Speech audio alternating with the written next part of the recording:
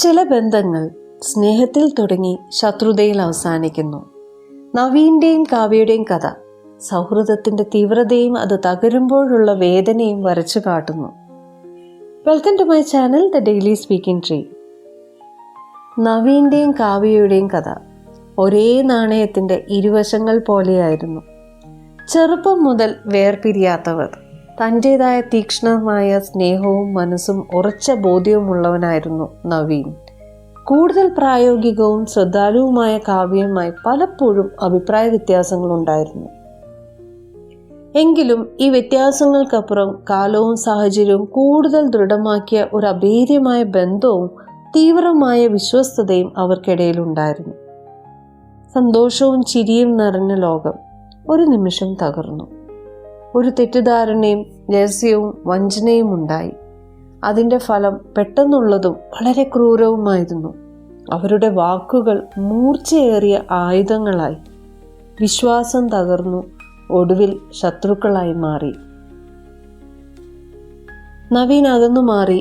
അമർഷം നിറഞ്ഞു. കാവ്യ ദുഃഖത്തിലൊതുങ്ങി. അവർ രണ്ടുപേരും രണ്ടു വഴിക്കായി. പക്ഷെ കണ്ടുമുട്ടുമ്പോൾ പഴയ ഓർമ്മകൾ വേദനയായി.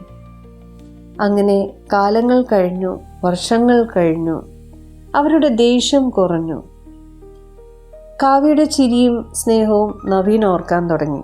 അവർക്കിടയിൽ സൗഹൃദത്തിനപ്പുറം എന്തോ ഉണ്ടെന്ന് അവൻ മനസ്സിലാക്കി.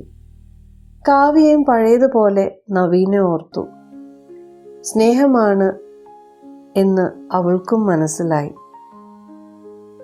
തത്വചിന്തകനായ ജോൺ ബോൾബി തൻ്റെ അറ്റാച്ച്മെൻറ്റ് തിയറിയിൽ പറയുന്നത് ഇപ്രകാരമാണ്: നമ്മുടെ എല്ലാ ബന്ധങ്ങളും, വിശ്വാസത്തോടുള്ള ബന്ധം നമ്മളെ ഒരു കംപ്ലീറ്റ് പേഴ്സൺ ആക്കുന്നു. എന്നാൽ ആ വിശ്വാസം തകരുമ്പോൾ നമ്മൾ തന്നെയുള്ള ഒരു ഭാഗം, അതായത് നമ്മൾ ഇൻകംപ്ലീറ്റ് ആകുകയാണ് ചെയ്യുന്നത്.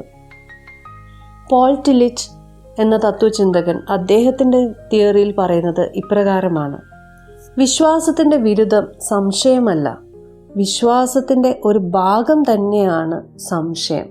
They are one side of the same coin. അപ്പോഴാണ് ആ തിരിച്ചറിവുണ്ടായത്.